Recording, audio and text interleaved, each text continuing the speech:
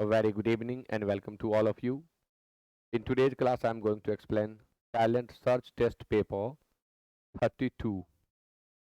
You know it well that on every Sunday, we conduct an online test on our own app, Apex Institute Chhapra. The test remains open from 7 a.m. to 7 p.m.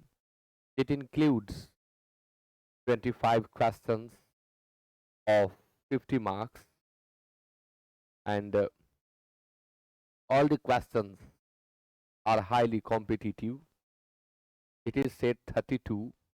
It means we have already conducted 31 tests on the app. I would like you to download the app and take the test on every Sunday. That will boost your performance. That will make you competitive. So be connected with me and keep learning without killing your time. Now I would like to start the explanation. It is set 32 or test 32 that I'm going to explain. Question number 1 जो common error से है. The doctor warned the patient against any further consumption of alcohol if he desired to get cured from the ailment and live a longing life. पहली बात कि live a longing life नहीं होता है, live a long life होता है. और दूसरी बात कि यहाँ from नहीं of का प्रयोग होगा. बहुत सारी चीजें इसके अंतर्गत हैं. To warn someone against something, preposition सीखें इस क्वेश्चन से. To warn someone against something, किसी को किसी चीज के प्रति आगाह करना, सचेत करना. तो वार्न के साथ हम अगेंस्ट, ऑफ का यूज भी आप कर सकते हैं. ऑफ का यूज भी कर सकते हैं, अगेंस्ट का यूज भी कर सकते हैं. आप यहाँ एक प्रेपोजिशन सीख रहे हैं. कंजम्पशन जो है कंज्यूम का एब्स्ट्रैक्ट नाउन है. अब सबसे महत्वपूर्ण बात इस क्वेश्चन में यह है कि क्योर शब्द के साथ हम क्या प्रेपोजिशन यूज करें या क्या क्या प्रेपोजिशन यूज करें. क्योर जब नाउन के रूप में यूज होता है अपने साथ फॉर लेता है, और जब वर्ब के रूप में यूज होता है अपने साथ ऑफ लेता है. आइए इसे मैं ट्रिक से आपको बताता हूं. क्योर जब वर्ब के रूप में यूज होगा यह ऑफ लेगा, और जब क्योर नाउन के रूप में यूज होगा यह फॉर लेगा. There is no cure for cancer and fortunately he was cured of cancer. Cured of यानी क्योर्ड वर्ब बन गया, and there is no cure, तब फॉर लगाएंगे. नो क्योर, नो डिटर्मिनर के बाद क्योर आने से क्योर नाउन हो गया. तो याद रखें, क्योर जब वर्ब का काम करेगा ऑफ लेगा, नाउन का काम करेगा फॉर लेगा. यहाँ आप क्योर्ड देख रहे हैं यानी ऑफ चाहिए, तो दो तरह की गलती एक ही पार्ट में है. आंसर सी होगा. Question number 2. Viability. Viability viable शब्द का एब्स्ट्रैक्ट नाउन है. इसका सिनोनिम होता है feasibility. Feasibility, practicability. feasibility, practicability. The viability of FI business is under question because while banks and its delivery partners, अब आगे पढ़ने की भी जरूरत नहीं है क्योंकि हमारा सब्जेक्ट बैंक्स है और एंड के बाद हम इट्स लगा दे रहे हैं. किसी भी प्लुरल नाउन के लिए यूज होने वाला पॉजेसिव एडजेक्टिव देयर होता है, चाहे वह नाउन थिंग को व्यक्त कर रहा हो, एनिमल को व्यक्त कर रहा हो या ह्यूमन बीइंग को व्यक्त कर रहा हो. यानी यहाँ इट्स गलत है. इट्स के जगह पर हम देयर का यूज करेंगे. आंसर हो जाएगा B. Question number 3. Rajiv failed in the examination because none of her answers were dashed to the questions asked. Rajiv जब हम यूज किए हैं तो यहाँ हर नहीं हिज देना चाहिए था। His answers were dash to the questions asked. Rajiv परीक्षा में असफल हुआ क्योंकि जो आंसर्स उसने लिखे थे पूछे गए प्रश्न के डैश नहीं थे। क्या नहीं थे? एल्यूसिव, एल्यूड से बनता है, और एल्यूड मीन्स होता है संकेत करना। रिवीलिंग, रिवील से बनता है, रिवील मीन्स होता है खुलासा करना, सामने लाना। पर्टिनेंट मीन्स होता है तर्क संगत, पर्टिनेंट मीन्स होता है प्रासंगिक, इट मीन्स रेलेवेंट। तो जो आंसर्स उसने लिखे थे वो रेलेवेंट नहीं थे, पर्टिनेंट नहीं थे, यानी आंसर 3 का सी होगा। Question number 4, there are dash views on the issue of giving bonus to the employees। Employees को बोनस देने के मुद्दे पर व्यूज डैश थे, व्यूज डैश थे। व्यूज कैसे थे? इंडिपेंडेंट व्यूज थे, डाइवर्जेंट व्यूज थे, मॉडेस्ट व्यूज थे, और एडवर्स व्यूज थे। इंडिपेंडेंट मीन्स स्वतंत्र होता है, डाइवर्जेंट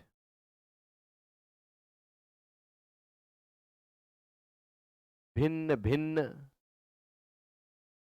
प्रकार के, इसका एंटोनिम होता है कन्वर्जेंट। ऐसे लाइट के लिए इसका यूज हम करते हैं कन्वर्जेंस और डाइवर्जेंस, लेकिन यहाँ आंसर डाइवर्जेंट ही होगा। भिन्न भिन्न विचार थे, विचार एक नहीं था। मॉडेस्ट विनीत, कालीन, एडवर्स प्रतिकूल। इम्पैक्ट या इफेक्ट रहता तो हम एडवर्स सेलेक्ट करते, यहाँ डाइवर्जेंट होगा। सबके मत भिन्न भिन्न थे, यानी डाइवर्जेंट व्यूज थे। अगला क्वेश्चन आपके सामने है इंटेग्रेंट। इसका आपको सिनोनिम बताना है। शब्द है इंटेग्रेंट। ए में ग्लीफुल है, बी में आइटम है, सी में हैप्पी है, और डी में प्लीज्ड है। इंटेग्रेंट क्या है? इंटेग्रेंट किसी चीज का भाग है, हिस्सा है, जिससे कोई चीज बनाई जाती है। चीजों को बनाने में इसका अपना रोल होता है, ये मिलकर उसे बना देता है। यानी ग्लीफुल तो होगा नहीं, यह है नाउन, ग्लीफुल है एडजेक्टिव। ग्लीफुल मीन्स होता है प्रसन्न, इसका सिनोनिम होता है चीयरफुल। आइटम सामग्री, सामग्री इंग्रेडिएंट जैसा ये काम करता है, यहां भी हम सामग्री लिख दें और आंसर आइटम ही होगा। हैप्पी और प्लीज्ड मीन्स खुश होता है, हैप्पी और प्लीज्ड मीन्स खुश।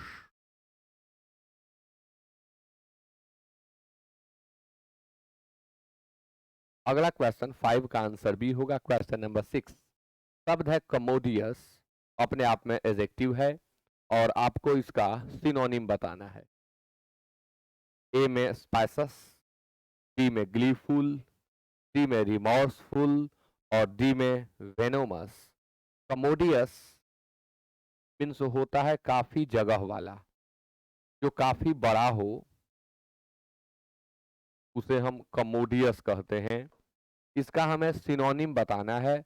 यहाँ स्पाइसस है, ग्लीफुल है, रिमोर्सफुल है और वेनोमस है। आप जल्दी कमेंट करें। बहुत लोग वीडियोस में कमेंट करते हैं, बाद में कहते हैं कि आप लगातार बताते जाते हैं, कमेंट करने का टाइम नहीं देते। ऐसी बात नहीं है, अब इतना समय मिल रहा है, आप कमेंट करें। पैसस काफी जगह वाला, ग्लीफुल प्रसन्न, चीयरफुल हैप्पी, रिमोर्सफुल पश्चाताप में डूबा हुआ, इसका सिनोनिम रिग्रेटफुल होगा। Remorseful regretful, rueful, repenting, repentant, venomous, जहरीला, और इसका सिनोनिम पॉइजनस होगा।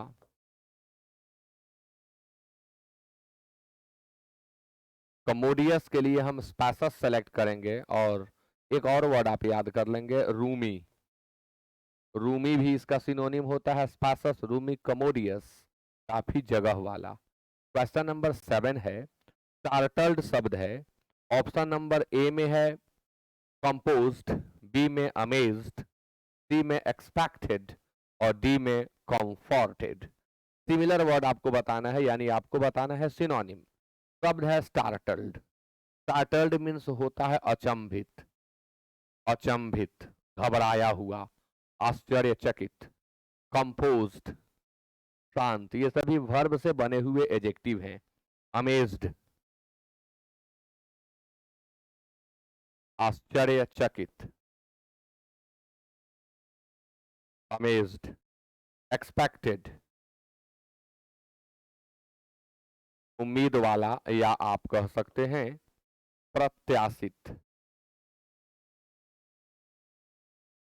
प्रत्याशित। कंफर्टेड, आराम देने वाला, एडजेक्टिव के रूप में यूज करेंगे। टार्टल्ड शब्द है, सिनोनिम देना है। अमेज्ड होगा, सरप्राइज्ड होगा, एस्टोनिस्ड होगा, फ्लैबरगास्टेड होगा। नेक्स्ट क्वेश्चन है डोसाइल, और आपको बताना है opposite word. Option number A में इजी है, बी में अनविलिंग, सी में एग्रीएबल, और डी में अडेप्टेबल। डोसाइल मीन्स होता है सीधा साधा, वह जो आपकी बात आसानी से मान ले, स्वीकार कर ले, जिसे आप अपने अनुकूल बना सकें, जो जल्दी ही आपकी बातों पर विश्वास कर जाए, उसे हम डोसाइल कहते हैं। सीधा साधा, सरल, भोला भाला, इजी, आसान,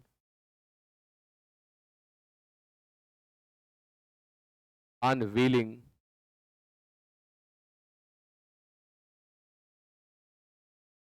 अनिच्छुक, एग्रीएबल, रुचिकर, डिलाइटफुल इसका सिनोनिम होता है। अडेप्टेबल, अनुकूलन के योग्य, जो अडेप्ट हो सके वह अडेप्टेबल होता है। अब डोसाइल के लिए हमें एंटोनिम देना है। इजी, एग्रीएबल और अडेप्टेबल तो दे ही नहीं सकते, तो हम देंगे अनविलिंग। यानी जो डोसाइल होता है ना, उसके अंदर ओबीडियंस होता है, वो तुरंत आपकी बात को स्वीकार करता है, मान लेता है, आज्ञाकारिता होती है उसमें। अनविलिंग यानी वो डिफाई कर जाता है, नहीं मानता है, इसलिए आंसर 8 का बी होगा। क्वेश्चन नंबर 9, शब्द है ट्रूसुलेंट। अपोजिट मीनिंग देना है। ए में हेटफुल है, बी में ब्रूटल, सी में एमिएबल, और डी में अब्यूसिव। ट्रूसुलेंट मीन्स होता है नाराज, इसका अर्थ आक्रामक भी होता है। वह जो स्वभाव से हमेशा रुष्ट रहने वाला हो, जो डिफाइंट हो, एग्रेसिव हो, उसे हम ट्रूसुलेंट कहते हैं। यानी इसका सिनोनिम डिफाइंट होगा, अग्रेसिव होगा। हेटफुल मीन्स होता है घिनौना, इसका सिनोनिम अबोमिनेबल, अबोमिनेबल। ब्रूटल, निर्मम, मर्सीलेस, क्रूल, एमिएबल, मिलनसार, इसका सिनोनिम होगा सोशिएबल और एब्यूसिव, गाली गलौज वाला, इसका सिनोनिम होगा विट्यूपरेटिव।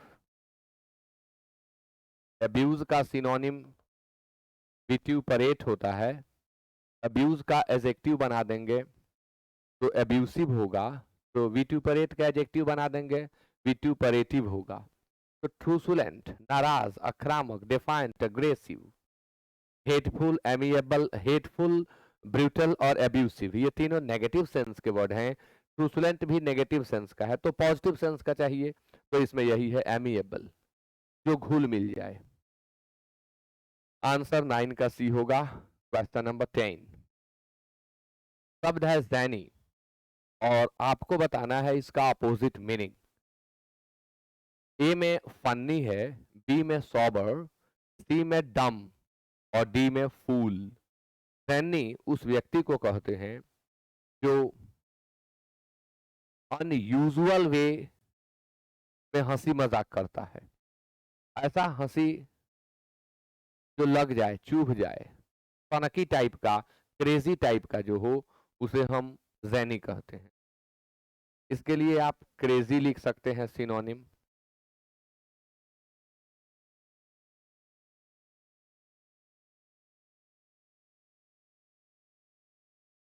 One who is funny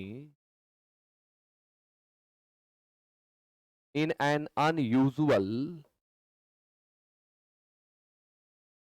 way. जो फनी तो है लेकिन अलग तरह का, मतलब उन्माद टाइप का, सनक टाइप का उसके अंदर ये है। फनी, मजाकिया।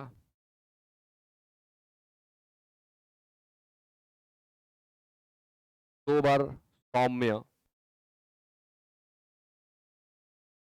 सोबर मीन्स गंभीर, और सोबर हम उसे कहते हैं जो बिल्कुल शराब और अल्कोहल के किसी भी जो प्रोडक्ट्स होते हैं उन्हें हाथ तक न लगाता हो।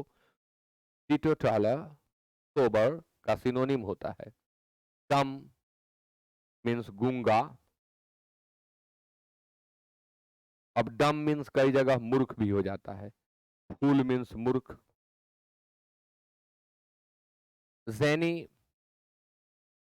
नेगेटिव सेंस का वर्ड है, यहां हम सोबर सेलेक्ट करेंगे।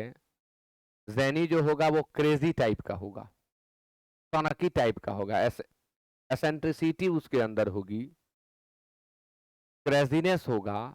और जो सोबर है वो सौम्य है, गंभीर है। Answer B. Question number 11। The salt of the earth, यानी वह व्यक्ति जो विश्वसनीय है, अच्छा है और ईमानदार है, उसे हम कहते हैं कि he is the salt of the earth, यानी नमक का गुण देने वाला है। तो a good, reliable and honest person. Answer 11 का ए होगा। Question number 2। Dead in the water. Dead in the water, जहां से अब आगे सफलता पाने की उम्मीद न हो, वहां के लिए हम यूज करते हैं dead in the water. No chance of succeeding और मेकिंग एनी प्रोग्रेस। अब कोई चांस नहीं है सक्सीड होने का या किसी भी तरह के प्रोग्रेस का, तो आंसर 12 का ए होगा। Question number 13। ब्रैकेटेड पार्ट को इंप्रूव करना है। A university librarian reported cases of theft, ये इंक्रीजिंग केसेज है, इसी को इंप्रूव करना है। Theft of books from the library. Theft शब्द जो है यह थीफ का एब्स्ट्रैक्ट नाउन है। यूनिवर्सिटी के लाइब्रेरियन ने रिपोर्ट किया कि किताबों की चोरी की घटनाएं डैश हैं, यानी लाइब्रेरी से किताबों की चोरी की घटनाएं डैश हैं, यानी केसेज जो है वो नाउन है। अब नाउन के पहले इंक्रीजिंग हो सकता है ये भी एडजेक्टिव का काम कर रहा हो, लेकिन reported increasing cases of, increased cases of, यानी बढ़ी हुई हैं। जब हम इसे एडजेक्टिव बनाएंगे तो इंक्रीजिंग के बदले क्या हो जाएगा, इंक्रीज्ड हो जाएगा। इंक्रीजिंग खाली खाली लग रहा है, कुछ और देंगे तब वो कंप्लीट होगा, यानी आंसर होगा C. Question number 14, in China more than 2 dozen higher education research centers and several government agencies are involved in higher educational policy to optimum planning। China में 2 दर्जन से अधिक हायर एजुकेशन उच्च स्तरीय शोध संस्थान, शोध केंद्र और सरकार की अनेक एजेंसियां संलिप्त हैं, लगी हुई हैं higher education policy optimum planning के लिए कि क्या ऑप्टिमम प्लानिंग होनी चाहिए। यानी यहाँ जो शब्द आप देख रहे हैं हायर एजुकेशन पॉलिसी, किस लिए, तो ऑप्टिमम प्लानिंग के लिए, तो टू के जगह फॉर होगा, ये सारे लगे हुए हैं इसी के लिए, आंसर बी होगा। Number 15, that which can not be seen through, जिसके आर पार न देखा जा सके उसे क्या कहते हैं। तो ऑप्शन नंबर ए में है ट्रांसपेरेंट, तो ये तो नहीं होगा, इसमें तो होता है कि आर पार देखा जा सके। ट्रांसलूसेंट, ट्रांसलूसेंट को हम हिंदी में पारभासी कहते हैं, पारभासी, जिससे लाइट पास न कर सके, जिससे लाइट का पेनेट्रेशन न हो सके, उसे हम ट्रांसलूसेंट कहते हैं। न्यूट्रल, उदासीन, इंडिफरेंट और अपाथेटिक इसका सिनोनिम होगा ओपेक, अपारदर्शी। तो जिससे न पार कर सके वो ओपैक होता है, जिससे पार कर सके वो ट्रांसपेरेंट होता है, और इन दोनों के बीच में होता है translucent. 16, power of reading thought of others. भाई आजकल तो बड़े लोग चर्चा में हैं, दूसरे के मन में क्या चल रहा है इसको पढ़ लेने के लिए बहुत लोग चर्चा में हैं।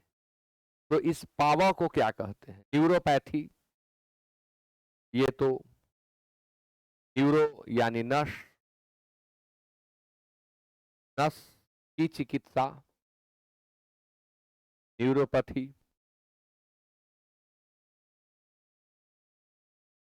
टेलीपैथी, यही तो आंसर होगा। अब हिंदी में क्या कहें, किसी के सोच, किसी के विचार, किसी के मन में उत्पन्न होने वाली भावनाओं को समझ जाने की कला या समझ जाने की क्षमता, उसको पढ़ लेने, भांप लेने की क्षमता को हम टेलीपैथी कहते हैं।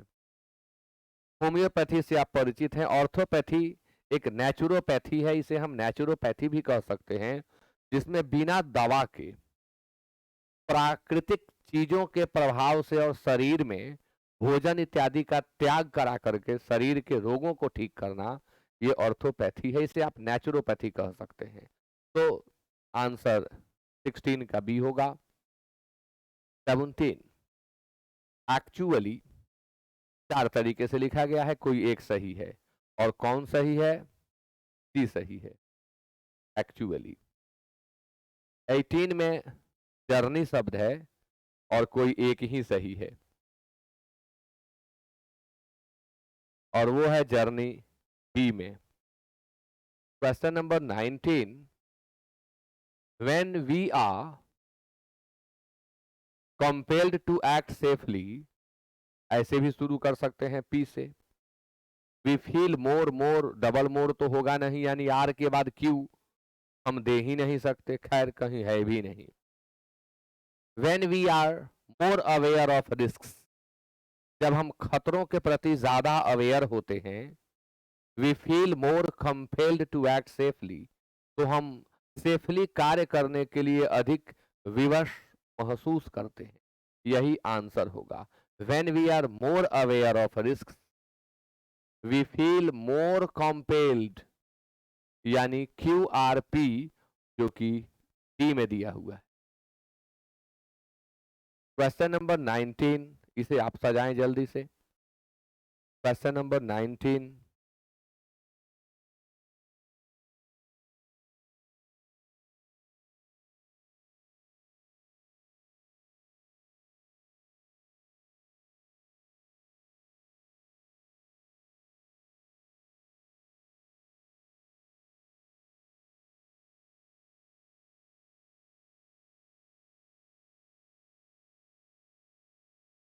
Family planning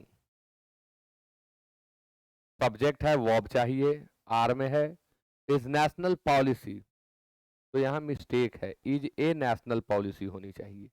is a national policy in many industrial countries such as Japan and most of Europe, यानी RPQ आंसर होगा, और RPQ बी में दिया गया है।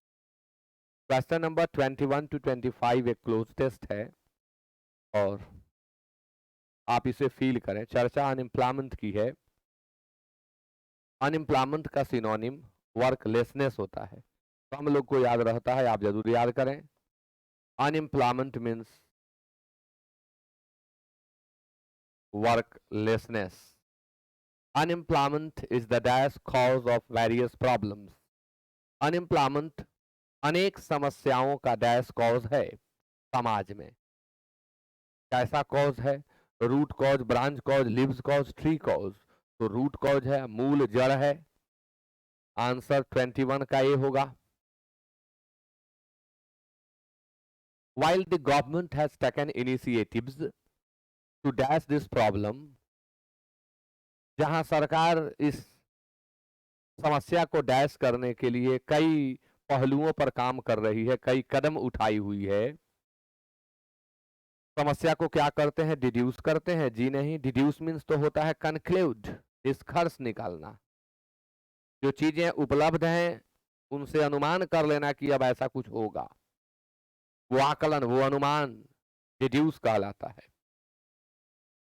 इस समस्या को सरकार रिड्यूस करने का कोशिश कर रही है, घटाने का, बढ़ाने का। तो क्या होगा भाई? सरकार इनिशिएटिव्स ले रही है रिड्यूस करने के लिए, लेसन करने के लिए, एब करने के लिए, कर्टेल करने के लिए, इसे कम करने के लिए, छोटा करने के लिए। The measures taken are not dash enough, लेकिन जो कदम, मेजर्स मीन्स कदम, उठाए गए हैं वे डैश एनफ नहीं हैं। इस अनएम्प्लॉयमेंट से जूझने के लिए, इसको रिड्यूस करने के लिए, इसके रिडक्शन के लिए सरकार के द्वारा जो कदम उठाए गए हैं, जो इनिशिएटिव्स लिए गए हैं, वो डैश एनफ नहीं है। ऑप्शन नंबर ए में है अफेक्टिव, बी में इनोवेटिव, सी में इफेक्टिव और डी में क्रिएटिव। अब हम जब कोई कदम उठाते हैं किसी क्षेत्र में, तो उसका प्रभाव होता है उस काम के ऊपर जिसके लिए हमने वो कदम उठाया है। प्रभाव का अंग्रेजी इफेक्ट होता है, और जो प्रभाव डाले उसे हम इफेक्टिव कहते हैं, इसलिए आंसर सी होगा। अफेक्टिव अफेक्ट से बना हुआ है, जनरली यूज में नहीं आता। इनोवेटिव नवीन, नया, और क्रिएटिव रचनात्मक। तो 23 का आंसर सी होगा। 24, the various factors causing this problem, बहुत से फैक्टर्स जो इस समस्या के कारण हैं, must be studied well, निश्चित तौर पर उनका अध्ययन सही ढंग से किया जाना चाहिए। to look for effective and integrated solutions, यह इफेक्टिव बता रहा है कि आप यहाँ इफेक्टिव फील करें। लुक फॉर मीन्स तलाशना होता है, खोजना होता है।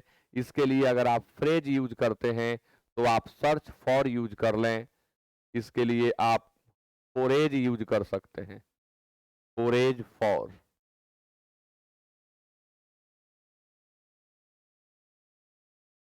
द डैश, मतलब इस समस्या का।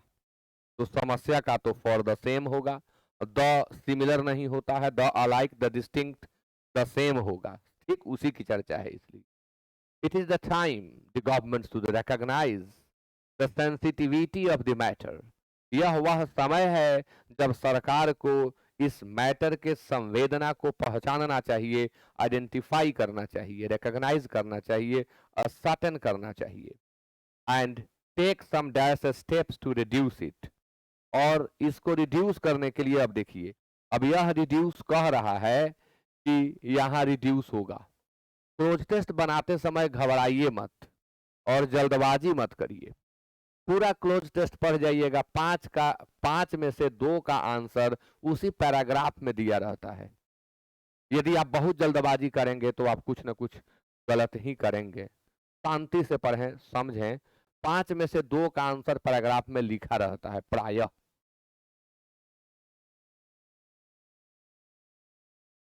कैसा स्टेप उठाएंगे इसे रिड्यूस करने के लिए? Serious step, मियर step, last step, casual step. तो सीरियस स्टेप्स लेंगे हम, गंभीर कदम उठाएंगे। ग्रेव स्टेप्स लेंगे हम, गंभीर कदम उठाएंगे।